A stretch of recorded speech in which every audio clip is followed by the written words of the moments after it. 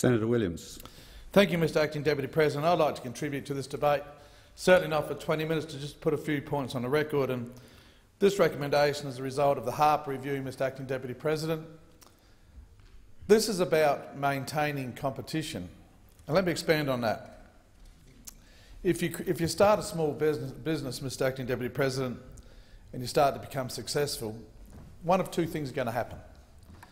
The big business, the big end of town, are either going to buy you out or they're going to squash you out. Make no mistake about that. If you're a threat to big business, they will squash you out. And for years I've asked the question, how do we make Section 46 effective?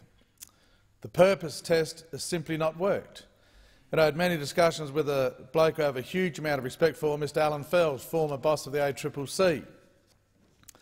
And Alan Fells was telling me you need an effects test. And let me explain to those in the chamber and those in the gallery. If I was part of a big multinational company, say we had 300 stores, Mr Acting Deputy President, we started up a branch in a country town that had a successful small business just poking along, employing 7 or 8, 10 people, we could sell at cost. We could sell at a ridiculously low price, but under the purpose test, if I was a small business, I had to take them to court or to the ACCC, and I had to prove that the purpose for that business, that big, large business selling at half price, was to send me broke. That was a very difficult case to prove.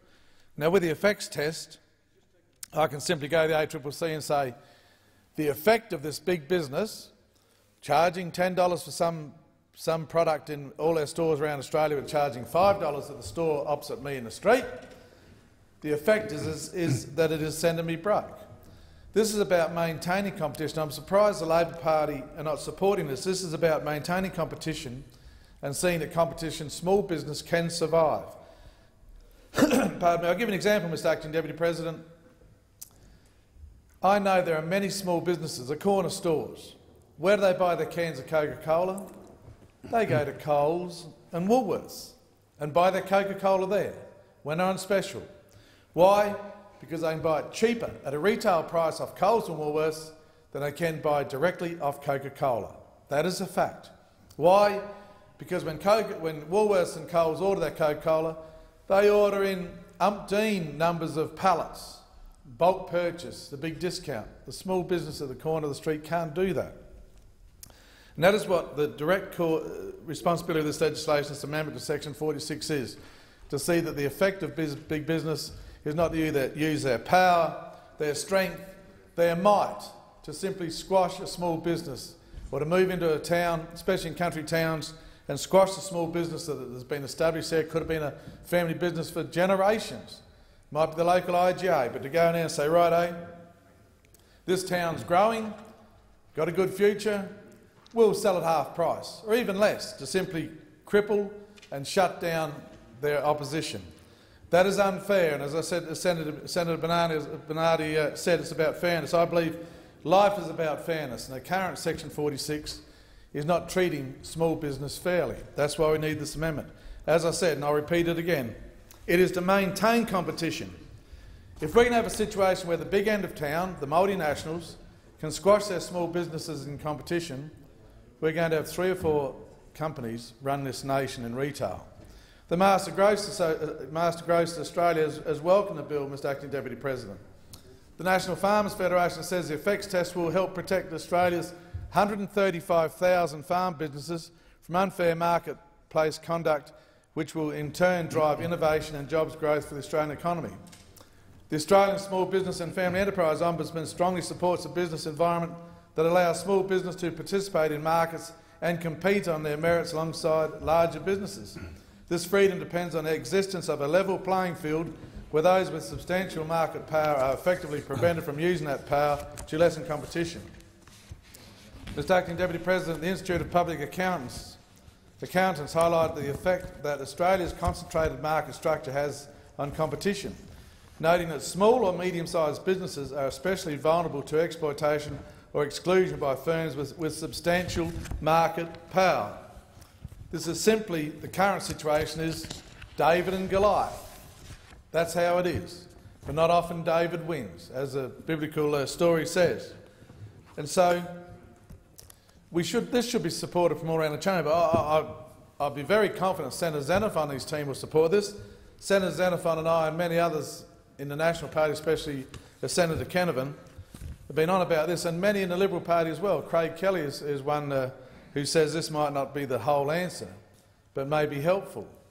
But we cannot have a situation, as I said, that when a small business, and I refer largely to smaller regional cities and growing regional towns, not so much in the big cities, but it certainly could be the case in the big cities, where you have a small business established and the big business comes in and just cuts the price, and it can do it because of its purchasing power, because of its bulk purchase, because of the huge volume many of these big businesses purchase off various suppliers when ordering their stocks.